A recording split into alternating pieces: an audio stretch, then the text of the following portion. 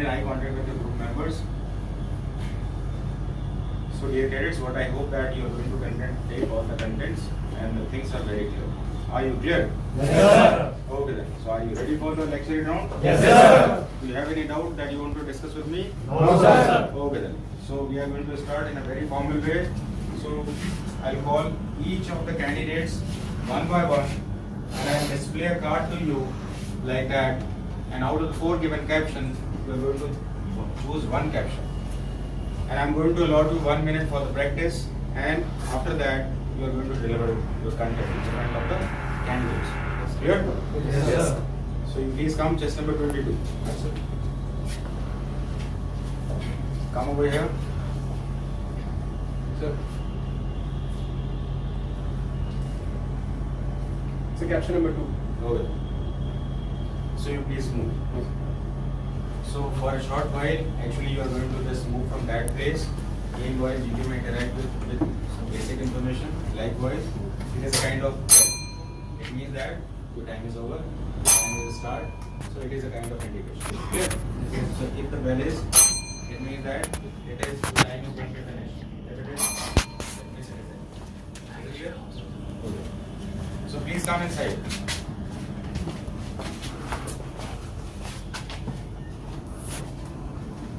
Please stand over here and stop. Now chest number 24, you please come. So it is the round in which the time which is allotted to chest number 22 for his delivering speech. So it is the time for chest number 24 to prepare his own contents. Is it clear? Yes, sir. So your captions are. Caption number 2. Okay then, please you move out. So please start. A very warm and pleasant morning to all my dear friends. Out of the 4 captions displayed to me by our respected GTO, I have decided to speak on caption number 2, that is importance of English. I feel too glad to speak on this caption, as it's amazing to see that there are around 200 nations and even more than that across the world.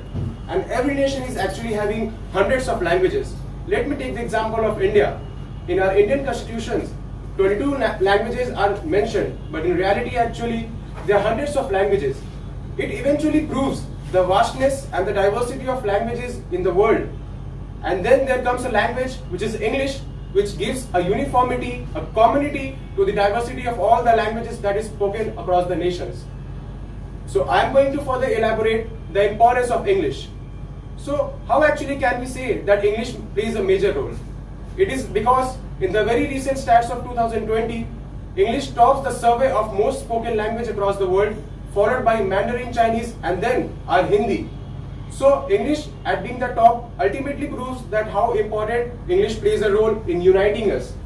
So further I am going to tell the importance in various fields.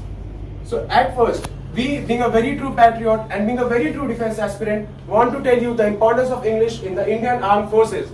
In all the national academies, in all the defense academies, all the cadets, soldiers and officers are actually being united among all of us because they actually come from different. At last, I would like to conclude that as there are so much diversity in the languages and actually it is divided by the languages, but at the same time it is united by the English. Thank you. Will you please come? Chest number 5. A very good morning, friends. I will stop it. So let him select the topic. Point 2. Okay. Please move out. A very good morning, friends. It is my privilege to speak in front of you. Out of my 4 given captions, I have selected Dowry as my lecturate topic. So it is dowry is a gift demanded or given as a gift for a pre-convincing for a marriage. It is a punishable offence and imprisonment of 6 months or a fine of rupees 15,000 is have to pay for the dowry. So despite of many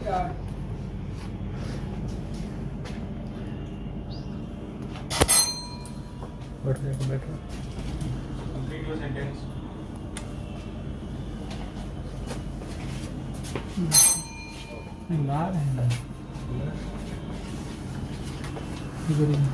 चलो चलो These are the natural events So approximately 50% of the candidates, even they are prepared, so they have their certain experiences. So that repeatedly, if you are practicing certain lecture rounds, so I hope that you are going to remove that type of hesitations. You stand over there. Okay, please move and prepare yourself. Good morning, friends. Today I am here. Today I am very privileged to speak on the topic terrorism. Terrorism is an act of spreading fear and resentment among the people and disturbing the peace of the country. The major causes of the terrorism includes unemployment, disagreement of the people against the government policies, poverty, and etc. And terrorism causes a major blow to the development of the country. It hampers many sectors of the country. The tourists all over the world do not prefer to go to an area which is affected by the terrorism, and hence affects the tourism sector of the country. It also affects the business sector of the country. Many investors do not will to invest in a country which is affected by the terrorism. In this way, it disturbs the whole economy of the country. It also leads to the death of many people and loss of the property. The country all over the world has started taking action against the terrorism. In India too, many agencies have been set up for this. People should also unite to take action against this terrorism.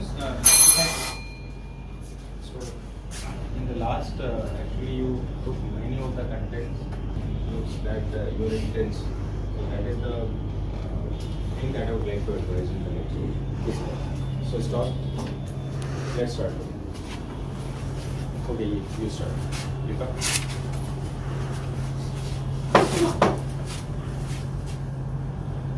First one, sir.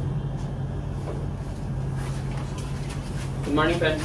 Today I am very privileged coming in front of you to give a lecture topic among the 4 topics given by the GTO sir, of which I have selected the terrorism, which is the burning topic in the present scenario. Friends, first of all, we need to know that what this terrorism means. It is not simply a word which creates a sense of fear and terror in the mind of people, but it also creates and make them mentally, physically, and socially ill also. Many people think that using this method they could send or transmit their voice to the many upper level peoples, but I think that is not the good way to deliver their thoughts and measures.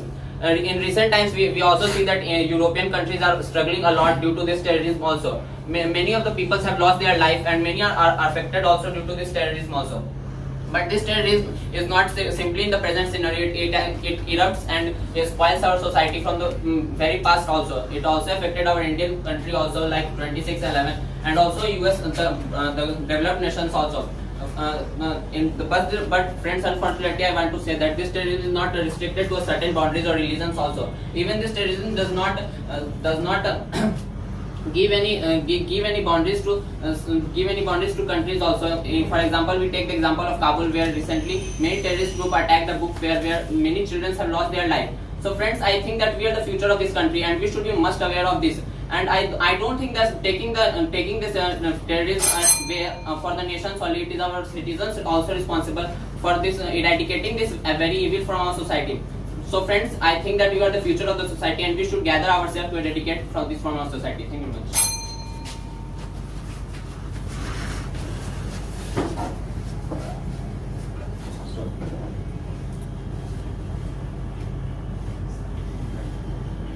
Fourth one. Please, sir. Hello and very good morning, friends. The topic which is given to me, and actually I have chosen the second one, which is actually the advancement of military and modernization. Actually, starting from the introduction part, actually, as we all know that Indian military is actually in the second number in terms of number, but actually it lags somewhere behind in terms of power index. Why? Why this is like that? It's because of lack of modernization. We lag somewhere in modernization. Why is the reason? Why we lag in modernization? The main reason is the red tapeism by our bureaucrats, and also some occasional corruptions, and also finally the less amount of defense budget allocated to our armed forces. Actually, according to a report, our armed forces have to be given approximately 2.5% of our GDP, but now till date we are getting them actually 1.5 to 2% only, which is not enough. This was the main reason why we lost our 1962 war against China. And after the modernization purpose, we actually won the war against 1965, which was very close. Yeah, this was the main reason. Now coming to some recent developments, after 2014, with the new government, which emphasizes too much on the defense forces, and actually we acquired many new equipments and forces, many new developments too. We acquired for Air Force like Chinook helicopters, Apache, and also Rafale too. In terms of Army, we also acquired, we have been getting to the production of AK-203 rifles, and also we are getting to the M777 ultralight howitzers, and also when we get to the Navy purpose, we are acquiring MS-60R Romeo helicopters. We are also getting many equipments. Also we are been forming a CDS post also, and also the integrated military commands. These are, thank you.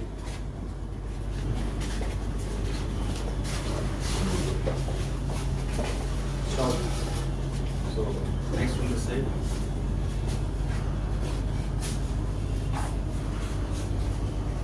So the first. A very warm good morning to all of you. Out of the 4 captions, I have selected the topic which is the most burning topic, that is the advantages of science in our daily life. As we all know that science plays a vital role in our life, from waking up in the morning with alarm to sleeping in night by switching off the lights. It plays a huge role in our life, and it has many advantages also. The biggest advantage of science is it saves a lot of time. By the formation of machines, we usually saves a lot of time. For example, by using mobile, we connect to the whole world in a very short period of time, and with television also we use the same. And it also uses for medical and agriculture sector, because as many viruses and diseases are spreading all over the world, and we have to kill them, and we can only do this with science and technology. These are the things which science has given us, and not in our world that we are going to contribute. In the last, I want to conclude that science is very good thing, and it is only good up to when it is in safe hands. But when it goes on the wrong hand, it is as much as destructive. Thanks. What I like to appeal you, please cover your face, mask, and those who are going to speak in the lecture are only entitled to remove the mask. Okay? Yes, sir.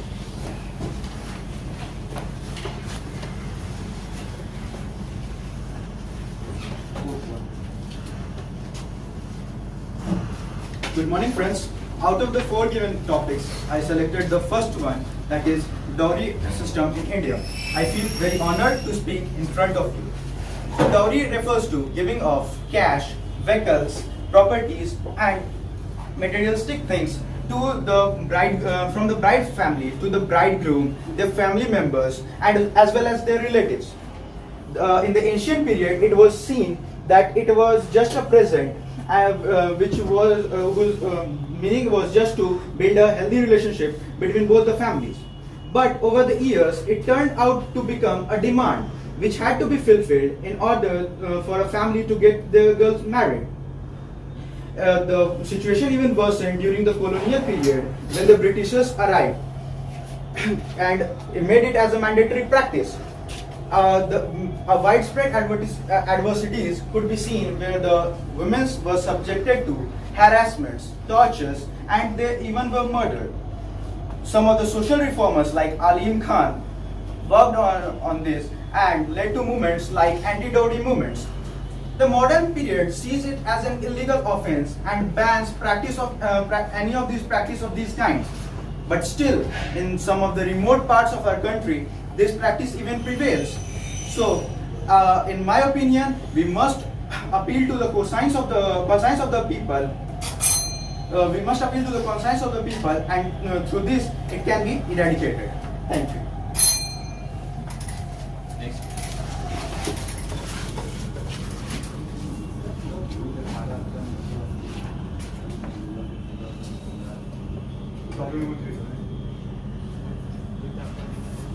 Good morning, friends. Out of the 4 topics provided to me, I chose the 4th one, which is your favorite leader. My favorite leader is Mr. Narendra Damodar Das Modi. He was born. You are advised to hold your hands either at the front or at the back, so that you look more confident. My favorite leader is Mr. Narendra Damodar Das Modi. He was born on 17th of September 1950 in Vadnagar, Gujarat. He belongs to a very... So put your hands to the back. Yes, it is the most confident role. So if you are holding your hands at the front, it is the humble way. And if you are holding at the back, it means that you are in action. So it shows your confidence also. So try to be in that. Everybody is at first here. Yes, sir. He belonged to a poor family, and from his childhood only, he supported his father in selling tea at his tea stall. But his dream was much bigger than his surrounding. He always wanted to serve his nation, and for that, he regularly done hard work. He became the Chief Minister of Gujarat in year 2001 and continuously governed the Gujarat state till 2014. In 2014, he became the Prime Minister of India, and he is the first Prime Minister of India who governed consecutively more than 5 years, who was a non-Congress, who belongs to a non-Congress party. He had many achievements in the world. He was awarded as the best Chief Minister of the any state according to the Times magazine. Also, he was on the cover of the Times magazine in 2016. He was also awarded as the 4th most powerful political leader in the world. He has many qualities which attracts me towards him. He has a strong willpower and also a courage to make hard decisions. And this all makes him a very powerful leader. Thank you.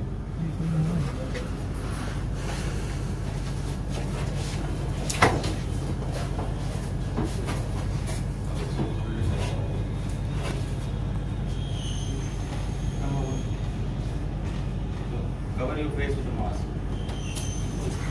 Good morning, my dear friends. Out of the 4 topics given to me, I have chosen to speak over Indo-Pak relationships. So I will mainly cover these 4 topics in four parts, namely introduction, current development, future, and the scope. Talking about the introduction, we all know that India and Pakistan fought together with the Britishers for their independence. Before granting the independence, the Britishers kept the policy of their divide and rule in their mind, and they fight the fuel of Muslim sensitivity, which led to the partition of India and Pakistan in the year 1947. After independence, India and Pakistan fought 3 major wars in the year 1962, 1971, and 1999. In all of them, the Pakistan lost. Talking about the current development, the Pakistan is not in the position of waging a war and win with the Indian mighty Indian soldiers. Talking about the conclusion, I would like to say that the relation between India and Pakistan is restricted and restrained. The Pakistan must stop terrorism so that its relationship with India can be prospered and then new things can come out. Thank you.